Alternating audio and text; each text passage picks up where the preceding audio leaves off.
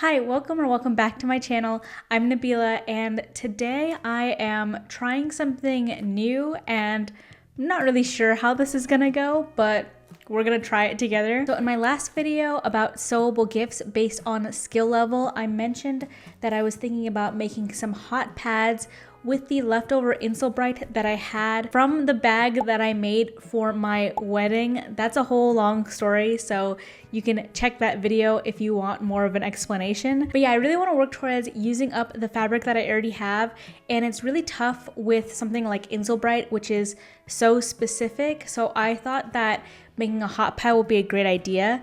Additionally, I really have been thinking about learning how to quilt. So I thought that would be a great small project to kind of dip my toes into quilting a little bit. Now, I don't really know much about quilting, to be honest, and that became really apparent to me when I started watching this video from Just Get It Done Quilts, which was 10 things to know before you start your first quilt. And honestly, I was pretty surprised by the differences between apparel sewing and quilting, which she laid out beautifully in this video. So I'll link that video down below because I really found that quite helpful. I will probably talk about some of the things that I found surprising later in this video. But yeah, I just want to be really transparent. I don't have the right tools. I do own a rotary cutter, but I don't own a self-healing mat. So I think I'm going to attempt this project today without a rotary cutter, which might be a mistake. I might not get everything super precise this first round, but I think that's okay. I'm obviously still learning, and I just want to get a feel for if this interests me at all before I put any more money into it, because I already have so many sewing tools. So I feel like I should be able to start this without buying a bunch of new things, right? The other thing that's kind of funny about this project today is I really didn't want to have to think too hard. I didn't realize how much of quilting is a lot of math. So today, since I don't want to do a lot of thinking, I am using a free tutorial from diaryofaquilter.com. It is the Dutchman puzzle table runner tutorial. And this might be a little crazy, but in this original table runner, she is using some flying geese blocks. And I think this design is really pretty, but I am just really obsessed with the Sawtooth star blocks. So I think I'm going to do those instead. And again, I don't want to do much thinking, so I found another blog that talks about how to make a Sawtooth star in an 8-inch block. So I'm going to use that tutorial for specifically the blocks and the table runner tutorial to complete the whole thing. Is it a good idea to customize my first quilting pattern? I'm not really sure, to be honest. But I can't help myself. I really need to be excited about a project in order to follow through with the motivation to sew it. So it might be a challenge, but that's what's going to keep me motivated to finish this. But the last thing that I wanted to say in the intro on the topic of not wanting to use my brain too much is I actually went to Michael's and bought this stack of fat quarters because they were all coordinated in like fall colors. I'm afraid that the quilters are going to yell at me in the comments that this is a really bad deal or something, but it's 15 fat blocks, I believe, for, I had a coupon, so I think it was $14. And originally I wanted to use some scraps that I already had, but I looked through a lot of my fabric, and to be honest, I don't have a ton of like 100% cotton pieces laying around, because when I do have 100% cotton apparel fabric, I tend to use it up in my projects. So I just didn't have that many fall coordinating colors, and I really wanted to make this a seasonal fall table runner. So yeah, I hope I don't make anyone mad by getting these like pre-cut fabrics, but I just thought it was an easy way to start this project. And in a weird way, since I didn't like go through and pick all these out, I'm not so invested in them. Like, it's not gonna break my heart if this ends up really terribly, because it was just a little like sample pack. So I hope it'll be okay. So yeah, if this was a really bad deal, I'm sorry in advance, but I just wanted to try something out. I really don't know much about quilting, but I would love to learn. So if you could please educate me nicely in the comments. So I'm gonna start working on this table runner pattern. And the first step is to work on the Sawtooth star blocks. So I am gonna start cutting out some rectangles. A lot of quilting does rely on accuracy to get everything correct. And like I said in the beginning, I don't really have all the right tools. I feel like my attempt today is not gonna be the most accurate, to be honest, but I'm just gonna do my best and just try to learn as much as I can. And maybe this will be so much fun that I will do another table runner. But yeah, I gotta start somewhere, so let me go ahead and cut out these rectangles best I can. Okay, I feel like the actual first step was to pick out the fabrics that I was gonna use. So out of the stack of fat quarters that I got, I selected all the like most fall pieces. But yeah, I think that this is going to look so cute. Got a very orange color palette going right here. I think I want to use this fabric as the backing because it has these words on it, so I feel like it's not going to look as good chopped up. So I'm going to start off with just cutting out one set for the Sawtooth star block, and then if that goes according to plan, then I will cut out the rest of the pieces for that block. So I'm just going to start with, I think, this combination. I really wish I had a heat erasable pen for this project, but I don't. So I'm just gonna use this water soluble pencil and hope for the best. I just finished marking all my squares and rectangles. I ended up just using a ballpoint pen because I was getting kind of frustrated with how this pencil wasn't marking super precise lines. And since I'm not using a rotary cutter with a ruler, I feel like I need all the help I can get. So hopefully I don't regret using this pen. I don't think I'll be able to get the ink out of the fabric. So I just marked it on the back side there. And yeah, I can definitely see why quilting is so therapeutic to people, because I was just zoning out on these simple measurements and it was really relaxing. And I feel like if I was using a rotary cutter, I would find it super satisfying as well. But I'm not using a rotary cutter. I'll just be using my regular pair of scissors to cut out these pieces real quick.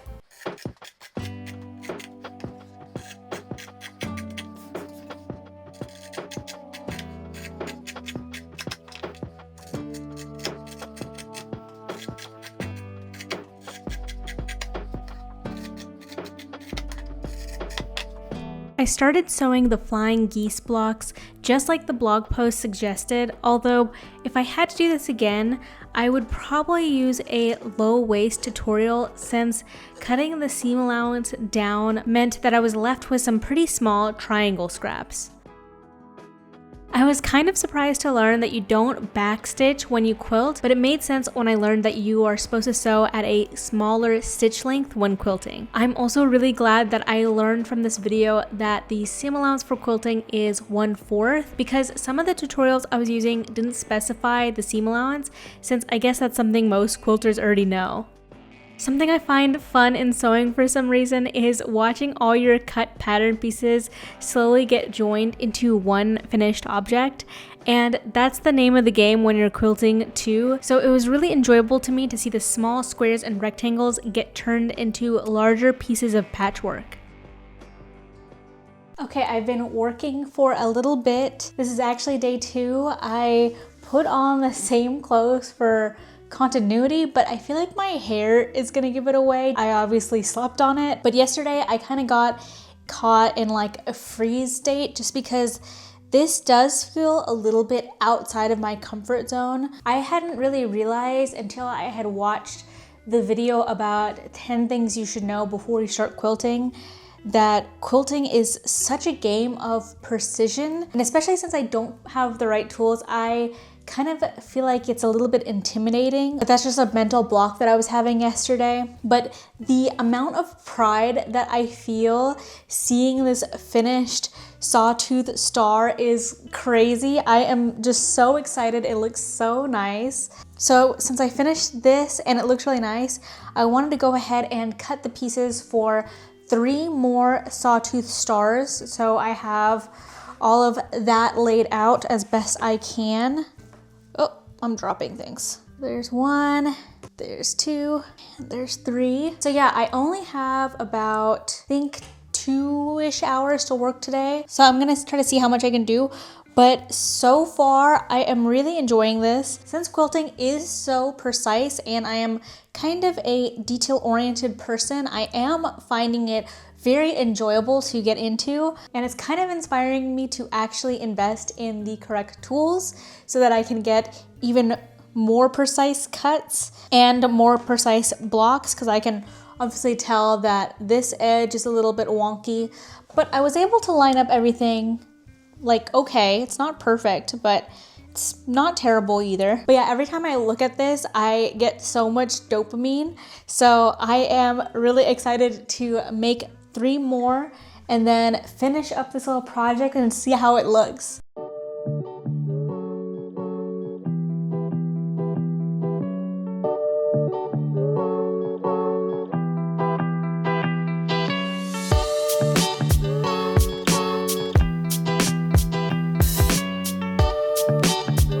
It's the next day, and yesterday I was pretty focused because I had a really limited window in which I could work. So I'm a little worried that I didn't get a lot of footage from that day, to be honest.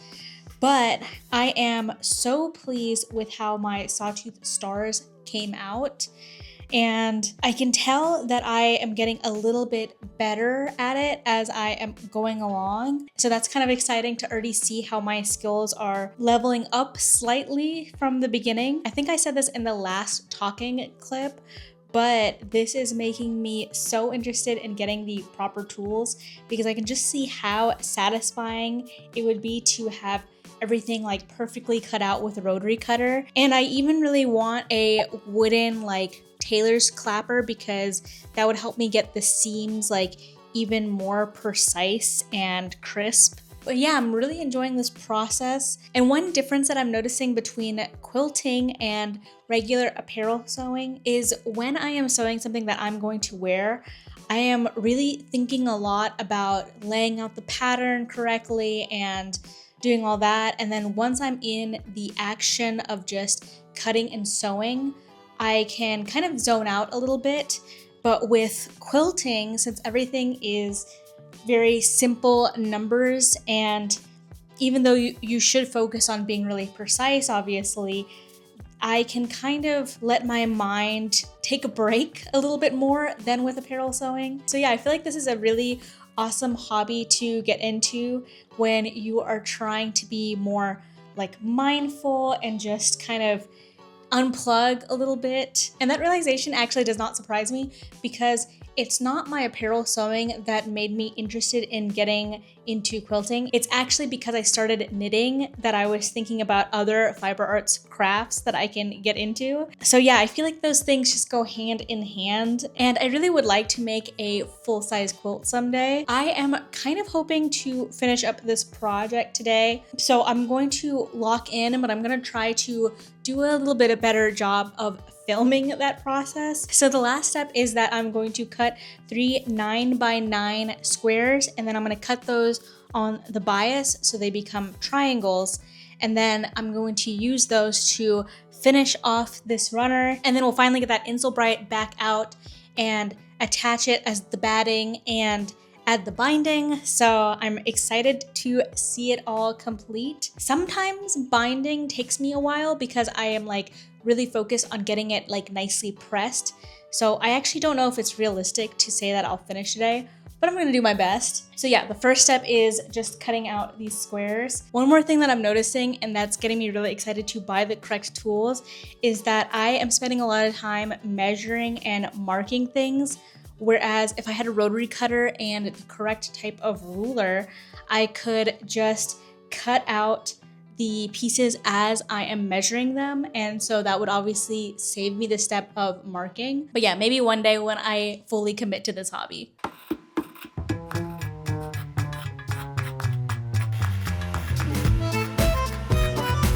After I got my large squares cut on bias, I played around with the final placement of my Sawtooth star blocks.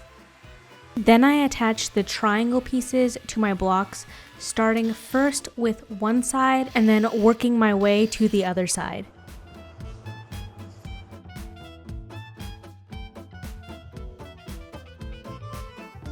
Finally, I sewed all the blocks together, making sure that the seam allowance was facing opposite directions at the center so that everything could lay nice and flat.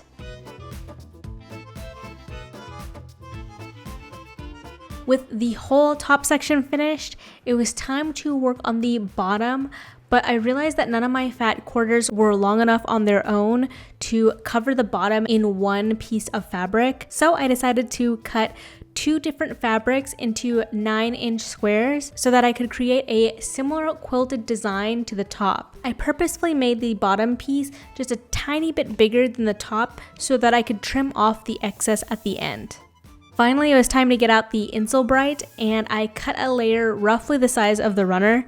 You can see that it was a little short for the backing layer, but it fit the top layer pretty snugly at the ends. I am back in my studio today working on my table runner, and I feel pretty confident that I could finish it today because I only have 2 more steps. I just need to sew all the quilting lines and then finish the edges with bias binding.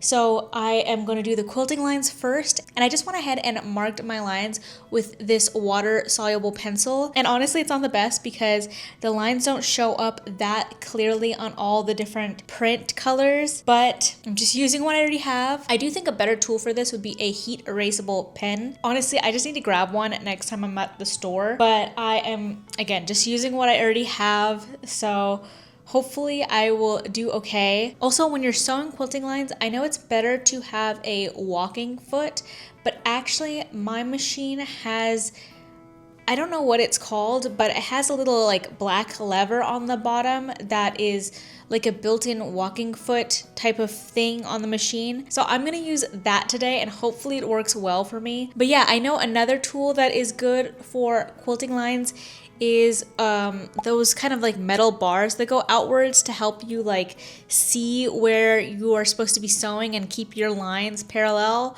I don't have that either, so this will just be a test to see what tools I really need to buy for next time when I want to make a quilt.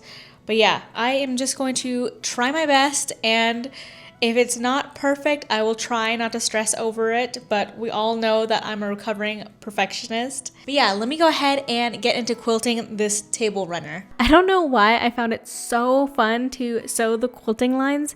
It was the perfect balance of mindless and challenging since I had to maneuver the extra bulk of fabric while sewing. I can imagine this being a little bit more stressful if this was a larger quilt, but since this was a smaller project, I managed it just fine.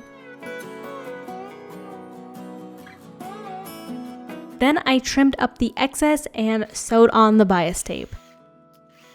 Okay, I have just finished sewing up this table runner and I am so pleased with how it came out. I didn't expect to find quilting to be so precise yet meditative.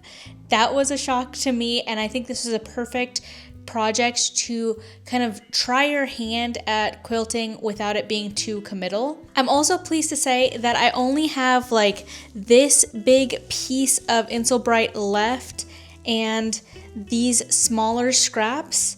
So actually this used up a majority of the Insole Bright that I had left over from that previous project. So I just think that's really awesome because that was just sitting there for the longest time, and it's always a good feeling to use up your leftover scraps. So this piece I definitely want to keep for myself in a sentimental way as my first quilted project, but I will definitely use it. But I think this would be a great gift for someone. I was reading that if you are actually making a hot pad, you should use 2 layers of Insole Bright, and I only used 1. I think this is fine for a table runner that's going to double as a hot pad and kind of protect your counters from any like hot serving dishes. I think that this is actually perfectly fine since it's not going to be used to pull something out of a hot oven, for example. But yeah, this was a super fun project to work on. I hope you enjoyed watching this video. I think this is coming out the day before American Thanksgiving, so have a happy and safe holiday. And yeah, I'll see you in the next one. Bye!